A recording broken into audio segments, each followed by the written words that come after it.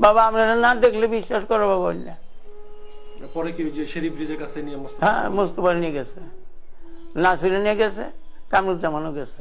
এই সাক্ষী দেওয়া অনেক হালকা হয়েছে, আমার বুক পাততে হয়েছে। এইটা নাকি আমার হার্টের রূপ।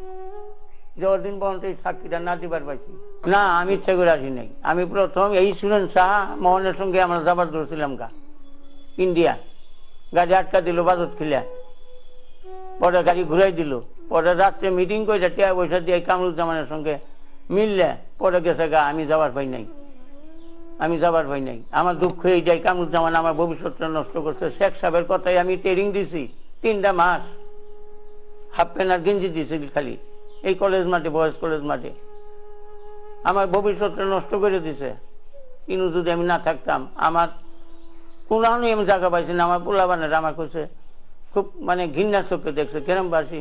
এটাই স্কুলের দপ্তরি, তাও মুবাজ্জল মেম্বার, এরা কইছে গো না বদর বাণী নিয়ম যাবো না, মুক্তিযোদ্ধার অফিসে তার ঘরে আমরা স্কুল দিব, ওরা নিয়ম যাবো না। আমার মেয়ে বিয়ে দিছি, মেয়ে বিয়ের মধ্যে কইছে কাবিন হয়ে গেছে গা।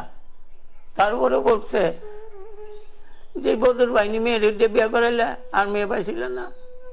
যদি ওই মুহূর্তে যদি আমার মেয়েদের ছেড়ে যেত গা, আমার অবস্থাটা কি হইতো? উনানো যদি মিলাদে গেছে তুলে দিছে মুক্তিযোদ্ধারা। এর চেয়ে দুঃখ কি আছে? আমার জীবনটারে বরবাদ করে দিছে। আমি এই দুঃখটি কার কাছে কম? কামরুজ্জামান আর তো কেউ করে নাই। আমার জীবনটা ফিরে দেখ, নাহলে ওর ফাঁসি দেখ। আমার কাছে সময়টা লাগে কুত্তা যে বাচ্চা থাকে, এই কুত্তা জীবনে বাচ্চা আছে আমার। আর এই দুঃখটা আমি কার কাছে কম? শেখ হাসিনা রে আমি একটু কদম বসি করবো, তার কাছে টাকা পয়সা কিচ্ছু না। আমার এই পর্যন্ত কেউ আমার দেহ নাই, আমি কারো কাছে চাওয়াও নাই, দাবিও নাই। হ্যাঁ বাবে জানা পাইছে, হ্যাঁ করতেছে তা এই বাংলাদেশে ওর বাবে করবার পাই নাই, শেখ হাসিনা করে দিতেছে।